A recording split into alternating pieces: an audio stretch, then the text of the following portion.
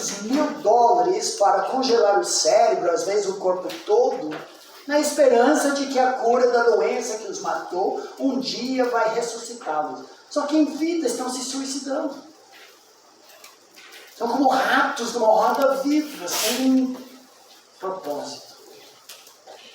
Engraçado que quando se trata da família, poucos pensam em termos de alvos.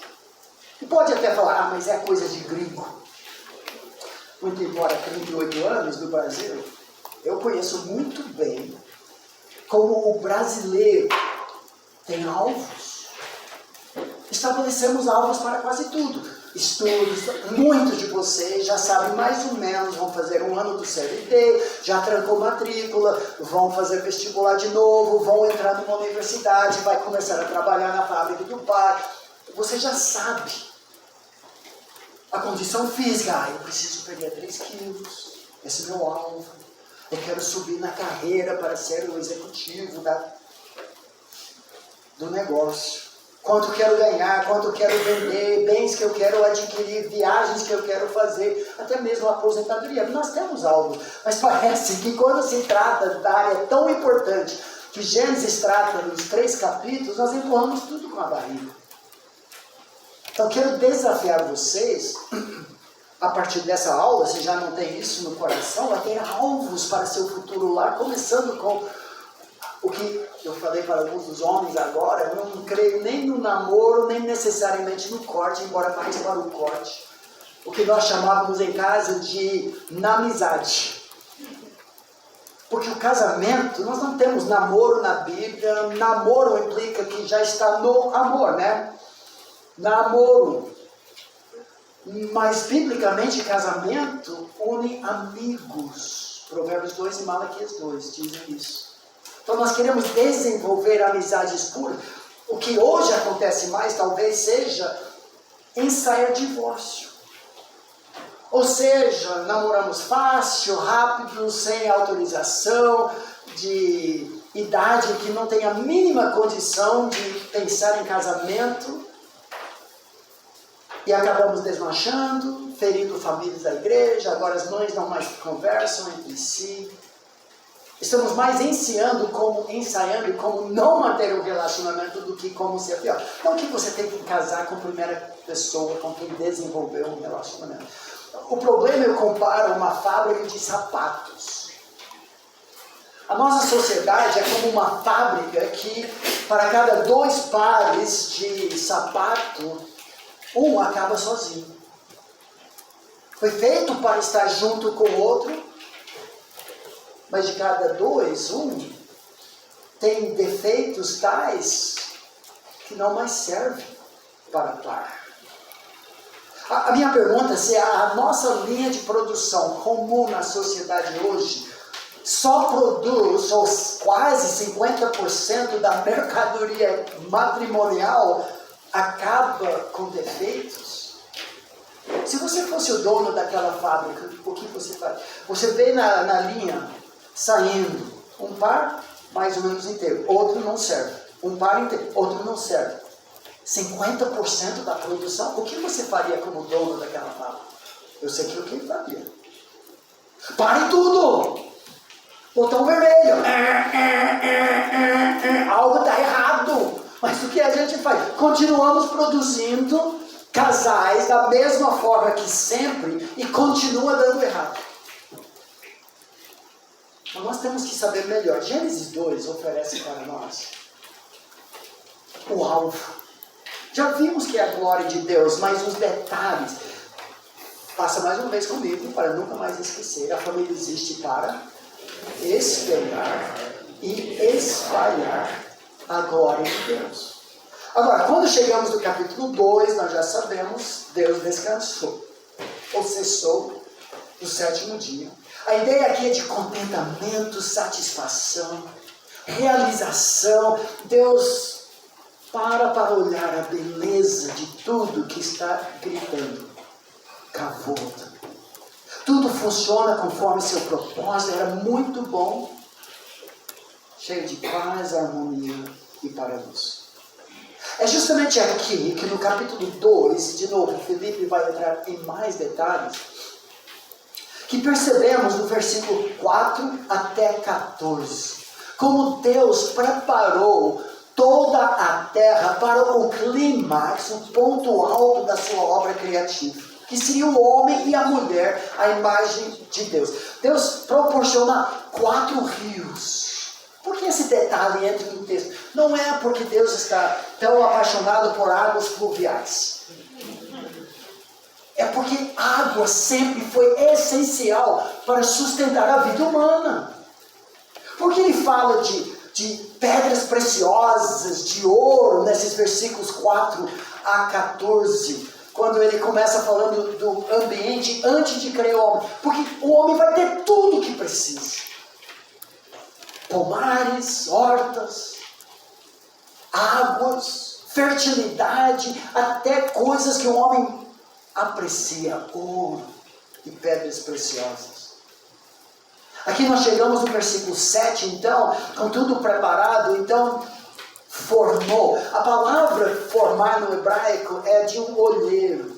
Deus pessoalmente. O que nós temos agora é aquela câmara lenta dos detalhes.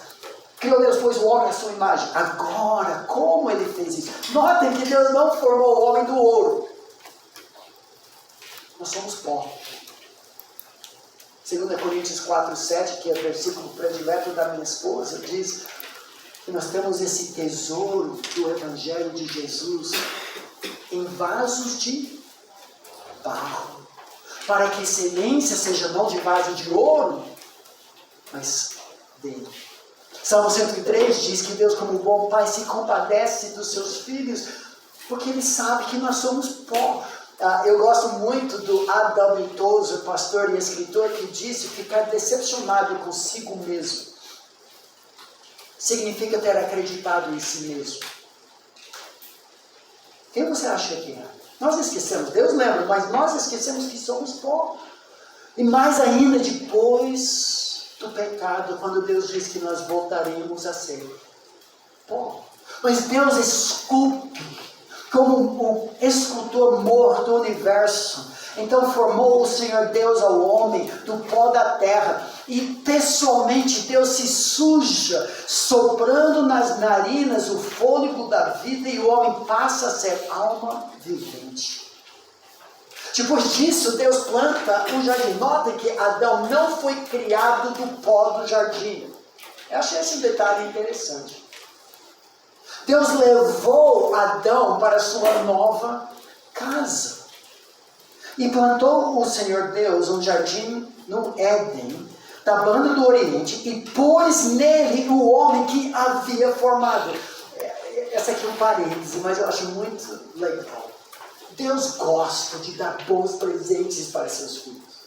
Deus faz questão de levar o homem para seu novo lar. Assim como Jesus falou em João 14, eu vou preparar-vos um lugar. As mansões celestiais que Jesus foi para a cruz, para nos entregar a chave, embora não vai ter chave no céu, e não tem ladrão. Ele quer nos levar para o nosso apartamento, nossa mansão. Ele vai fazer isso com a esposa. Deus faz questão de trazê-la e ser recebida por Adão. Ele prepara esse lugar maravilhoso, o jardim rico, frutífero, que tem tudo que o homem precisa. Todo esse relato mostra algo único sobre o ser humano como imagem. Deus suja as próprias mãos e a boca, sopra no homem o fôlego da vida e leva o homem para o lado. Agora chegamos no ponto que nos interessa. Gênesis 2 termina toda a narrativa da criação maravilhosa, magnífica, como uma câmara lenta e um casamento.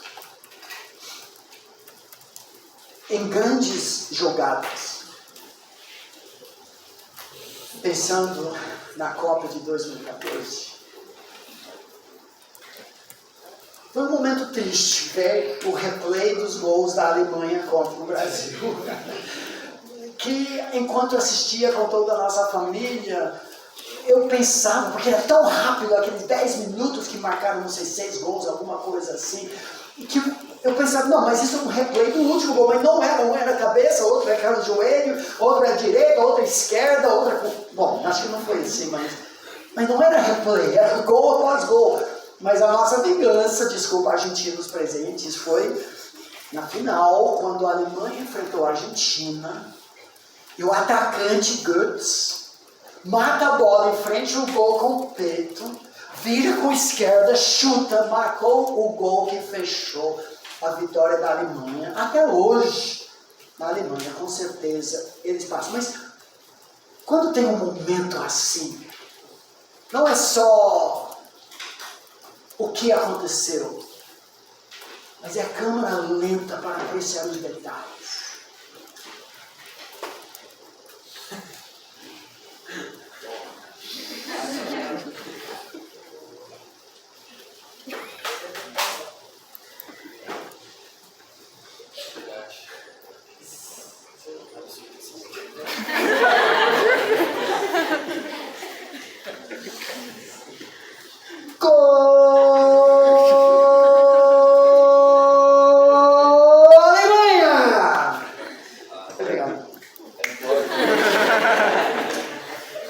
Gênesis 2 faz isso. Esse é o gol de placar que Deus marcou. Os liberais olham para esse texto e notam duas coisas. Primeiro, que o nome de Deus muda em Gênesis 2:4. Eu já li isso lá, não sei se perceberam.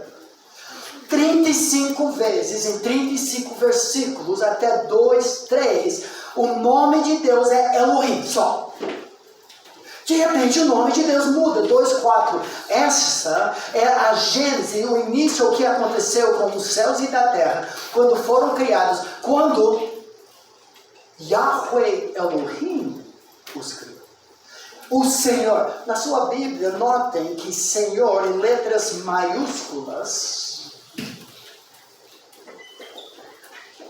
no Velho Testamento, sempre representa o nome Yahweh, que nós falamos Javé ou Jeová. Ou tem algumas músicas que bagunçam tudo isso. Mas provavelmente vem do verbo ser no hebraico. Êxodo 3:14, Deus se revelou a Moisés como Yahweh, esse é o meu nome. Porque Deus era e sempre será. Vem do verbo ser no hebraico para descrever a fidelidade daquele que sempre existe. Só Deus pode garantir suas promessas, porque Ele era e sempre será. Ele pode dizer, eu farei, e Ele faz. É o Deus da aliança. Essa ideia de Yahweh, ou Javé, Jeová. Quando sua Bíblia tem letras maiúsculas, representa assim. Quando tem letras minúsculas depois do S, representa a palavra Adonai. Por exemplo, o texto que eu vou pregar domingo, na Piba, Salmo 8, louvando a Deus pela criação, diz isso. Ó Senhor, Yahweh, Senhor nosso, Adonai, Mestre, Criador, poderoso, ó Senhor, Yahweh fiel, sempre existente, Senhor Adonai, Mestre e Criador nosso, quão magnífico em toda a terra é o teu nome e seu caráter. Então, todos notam, Gênesis 2:4, o nome de Deus, até Satanás abrir a sua boca na tentação da mulher no capítulo 3, o uso exclusivo de Yahweh Elohim, o composto. Alguns alegam então, tá vendo? É outro autor. Esse é o Yahwista. O Eloísta, ele escreve 1 até 2:3. Agora alguém compilou o livro de Gênesis, tinha outro relato circulando, e aquele autor gostava muito do nome Yahweh Elohim, e jogou esse, porque fala a mesma coisa, não tem nenhuma novidade, é mentira, mas... e acaba reduzindo as escrituras para uma coxa de retalho. Não! Há uma razão por trás da mudança do nome. Porque capítulo 2 vai mostrar em detalhes como é que esse novo casal reflete a glória de Deus. Em que sentido? E através da fidelidade de Yahweh, quando eles se juntam e não se largam, o homem deixa pai e mãe, cola a sua esposa, tornam-se os dois uma só carne, eles refletem a imagem de Yahweh. Perde-se por completo a mensagem do capítulo quando se reduz a uma coxa de retalhos. Vocês entenderam isso? Elohim, 35 vezes. 1 até 2, 3. Agora, Yahweh Elohim, de 2, 4, é muito interessante. Que quando Satanás aborda a mulher, subvertendo a ordem divina de liderança pastoral do marido, a criatura que era para ser mandada, para ser dominada, se vira e convence o casal a se rebelar contra Yahweh Elohim. Quando ele fala para a mulher, muda-se de novo o nome.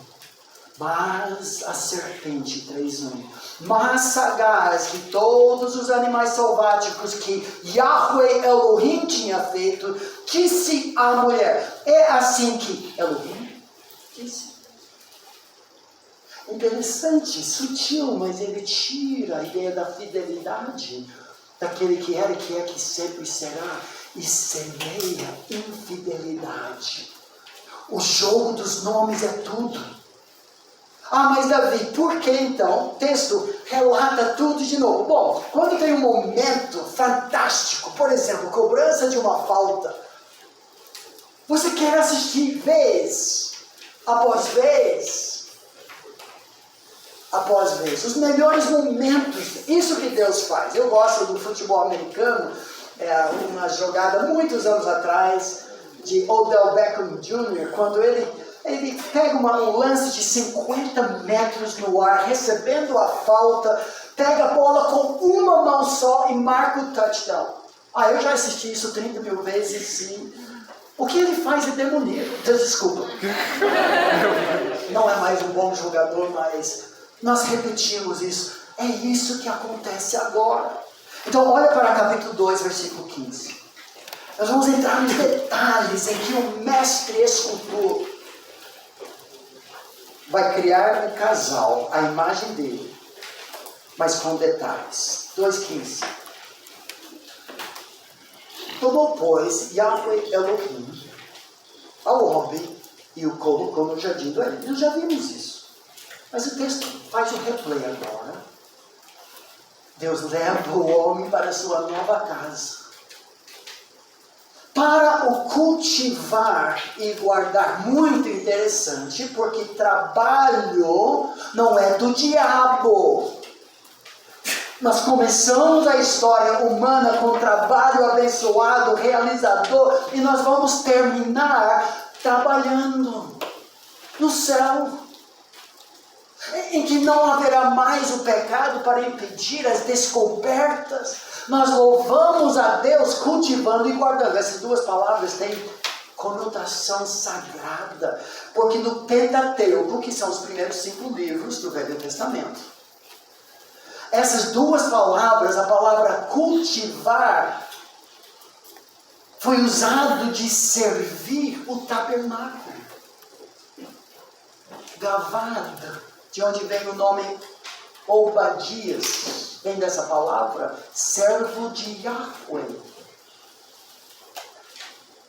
Os levitas, sacerdotes, serviam. Mas aqui é o pomar, é o jardim. Sim, é trabalho santo de dominar a terra, como reflexo da imagem de Deus. A palavra guardar, chamar, é a palavra no hebraico, foi usado de observar e guardar a palavra de Deus. O trabalho tem essa conotação extremamente sagrada. Então o homem tem uma tarefa agora, grande privilégio de morar no jardim, grande responsabilidade. Mas temos um problema. Disse mais Yahweh Elohim: o hebraico é muito abrupto. Lo tov.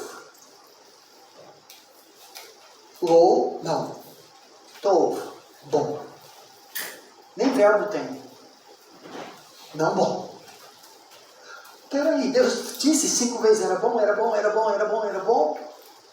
Faz o homem e diz, não é bom. Por que não era bom? Bom, vamos ler o texto e responder essa pergunta. Não é bom que o homem esteja só.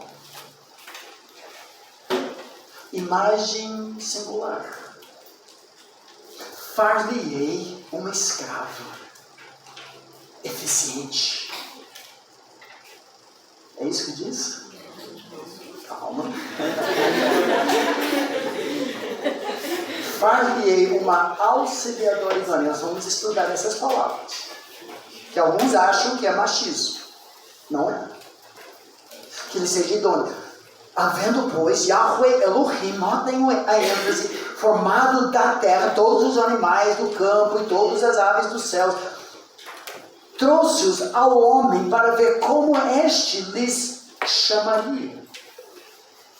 Esse exercício de autoridade como governador é o que Deus fez. Chamou a luz dia e as trevas noite. A prerrogativa de Deus é dar nome.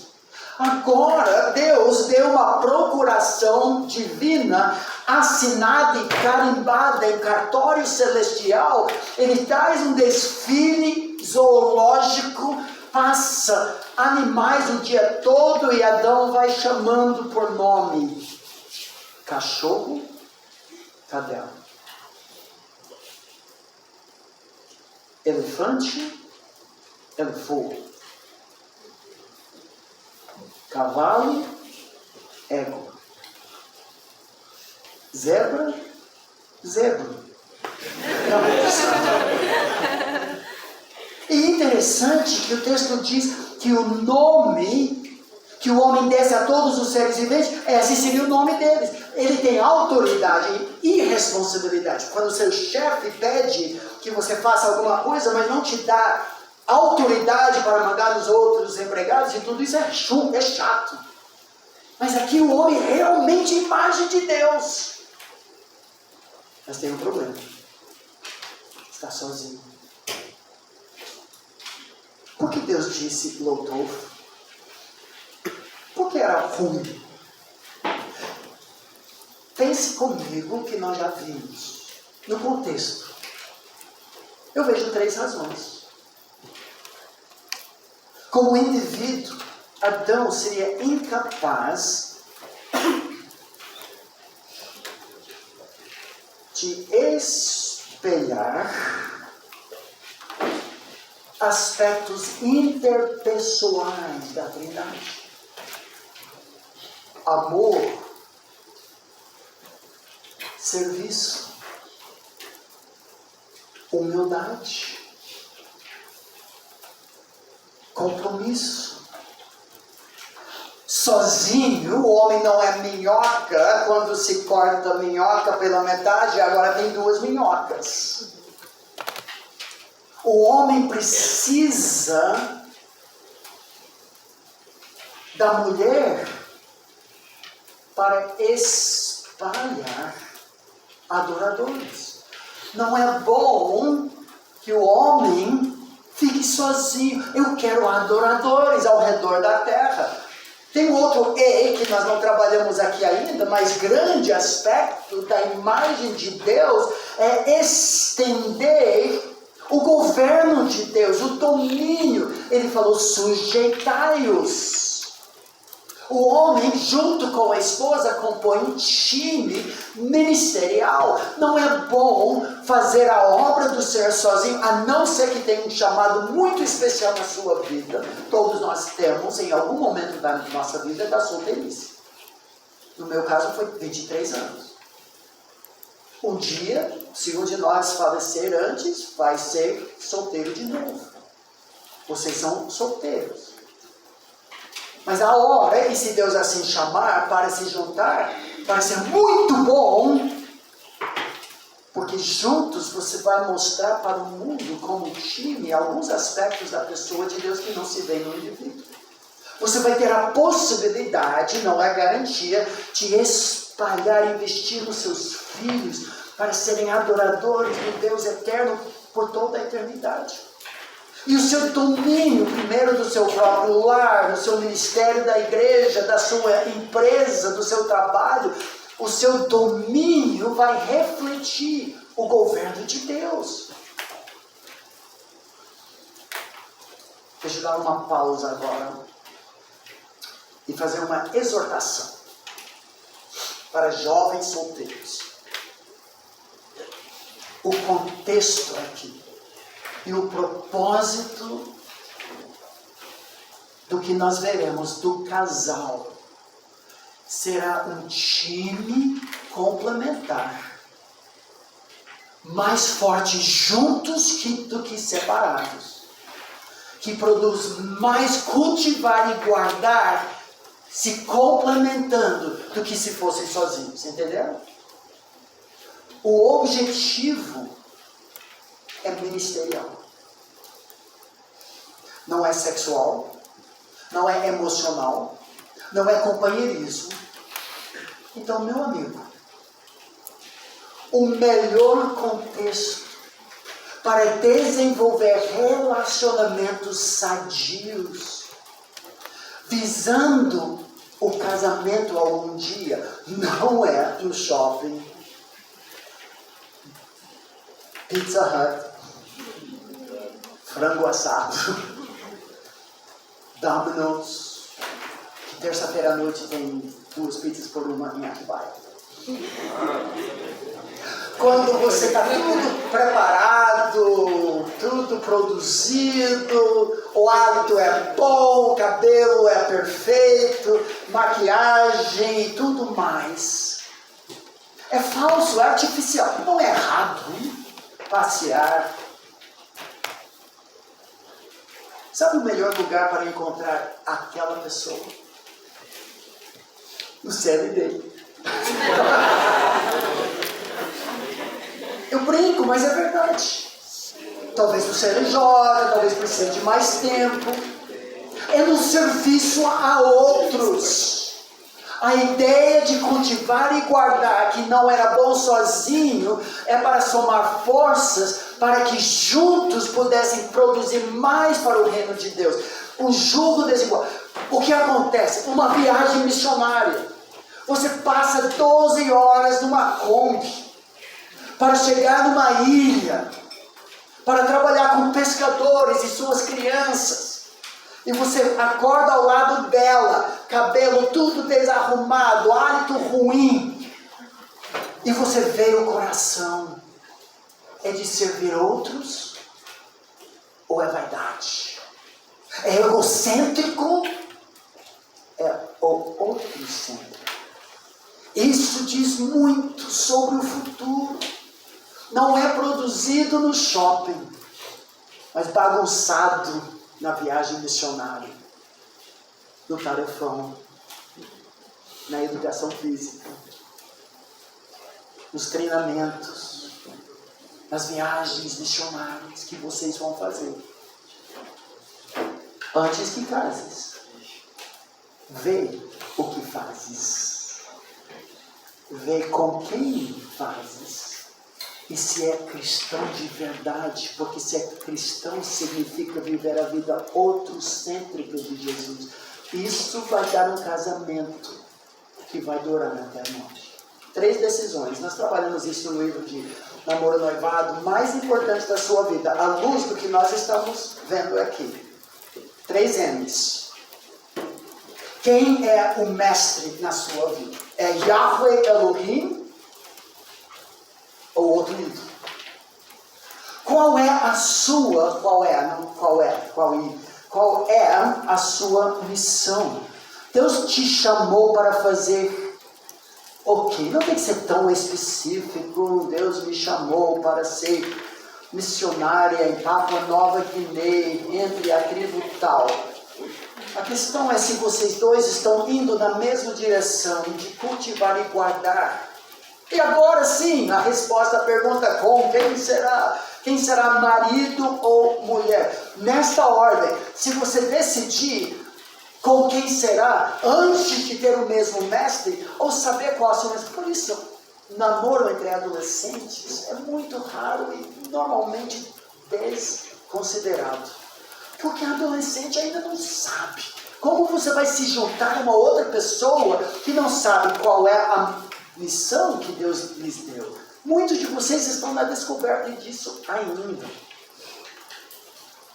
Davi, por que Deus, depois de falar não era bom, faz esse desfile? Boa pergunta. Deus sabe que não era bom, mas o homem não sabe.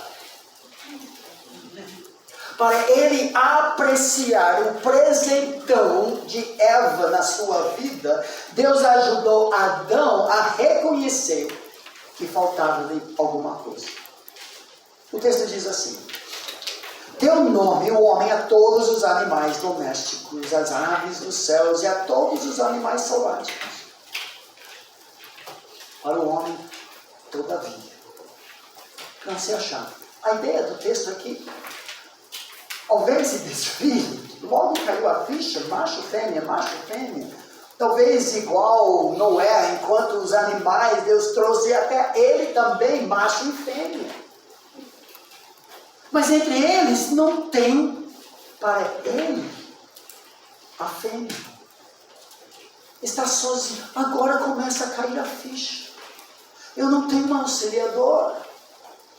Não tenho alguém semelhante. Agora vamos trabalhar um pouco essa palavra auxiliador. Escrava, capacho. O termo Etzer, que nós conhecemos biblicamente em nomes como Ebenezer. Lembra desse nome? Pedra de ajuda, até aqui nos ajudou o Senhor. Ebenezer, Etzer. Eli, Etzer. Deus é minha ajuda. Eliezer. A palavra Ezer na Bíblia, quando se refere a pessoas, só trata de duas pessoas na Bíblia toda. Duas vezes o termo é usado da mulher ao lado do homem. Todos os outros textos se referem ao próprio Deus. Deus é o nosso auxílio. Deus é o nosso refúgio. Deus é o nosso amparo. Deus é o nosso socorro. Vocês lembram de Salmo 121? Elevo os meus olhos para os montes, de onde virá meu socorro. Essa palavra, meu é Etzer. Ele responde, o meu Etzer, socorro, vem do Senhor. Longe de ser um termo de denegrir, de rebaixar, de menosprezar a mulher, dignifica a mulher. Não tem ao lado do homem alguém como Deus para suprir